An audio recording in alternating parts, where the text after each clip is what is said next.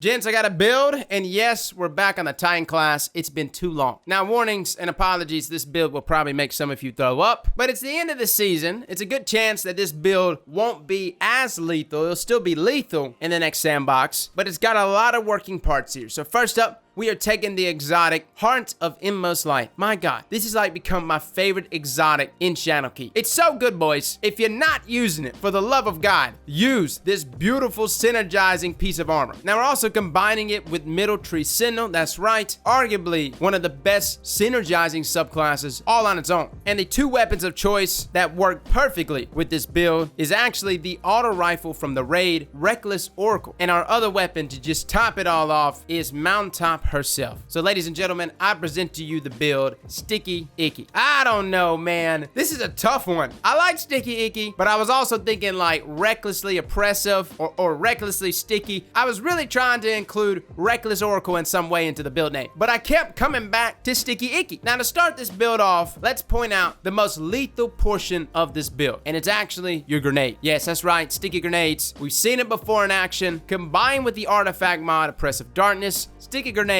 inside of Crucible can, yes, one-hit stick. Now, I know I had some people say, hey, it doesn't work for me. This must have been patched. This is what's going to sound so strange. It's a theory of mine. I haven't fully tested it, but when you throw a sticky grenade at someone, you almost have to make eye contact through the initial blast. It's almost as if you and the artifact mod give like this mental nod at each other to say, all right, do your nasty sticky icky stuff, and then it does it, and it actually will get you the one-hit kill. Now, I have not verified this, but this could actually be a platform thing. Some people are speculating that Oppressive Darkness and one-hit sticky grenades inside of Crucible only works on PC. Again, I have not verified this, but that is the most lethal aspect of this build. Getting that grenade off on enemies, watching the explosions, it's very disgusting. So everything that you're about to see here is going to be a trickle effect that gives us our sticky grenade faster than even our original Oppressive Darkness build. First, we're taking advantage of empowering on Heart of Inmost Light. Now, Heart of Inmost Light, I've kind of utilized its exotic perk Overflowing Light mainly in PvE, simply either getting a melee off, popping your grenade, or even popping a barricade, resulting in you getting a stack of empowering. Now, if you happen to do it in the right sequence or order, popping a barricade and then throwing either a grenade or getting a melee off, you can get up to empowering ×2. What's so beautiful about this is that if you actually pop your barricade and get an uncharged melee off, at least on Middle Tree Sentinel, I haven't tested it on other subclasses, you could still proc empowering ×2. Regardless, whether it's one stack of empowering or two stacks of empowering, it really doesn't matter. I mean, obviously 2 is better than 1, but constantly utilizing empowering will result in you having a grenade on hands at all times. Now, you probably see some things happening when I throw a grenade at enemies. First, when the grenade makes contact, it actually applies a level of impact damage. That's like that 2. And then it explodes once. Now, upon that explosion, it's actually a beautiful thing. Any targets that are around the initial explosion and even the secondary explosion will actually be attached with void detonators. Those are those little void oracles around people's bodies when some void icky stuff touches them. What's so beautiful is on the secondary explosion of the magnetic grenade, because it explodes twice, it actually will proc controlled demolition and cause the detonators to explode. This is why you can get easy multi-kills with sticky grenades, especially when combined with Oppressive Darkness. On top of that, every time one of those void detonators explode, whether it's applied through your grenade or through your melee, you proc resupply and you and nearby allies get your health back. Beautiful synergy, guys. One of my favorite subclasses. Has actually become my most used subclass this season. More looked at as a PvE subclass, but it's super dominant here in PvP. Now, that's giving me my grenade back through the subclass and the exotic, but it's not enough. Even if I am rocking high discipline, I still found myself at times not able to throw a grenade every single second of the game. So to make up for that loss of time, we actually have a Reckless Oracle here. Now, this is the raid auto rifle. It's actually a 720 round per minute auto. Surprisingly, it's one of the best autos in the game. We have not individually reviewed it. It actually has some rolls that can make it pretty lethal. This roll is mainly good for what we're using right now, which is just to synergize with this build. It comes with small bore, ricochet rounds, mulligan, which is kind of like,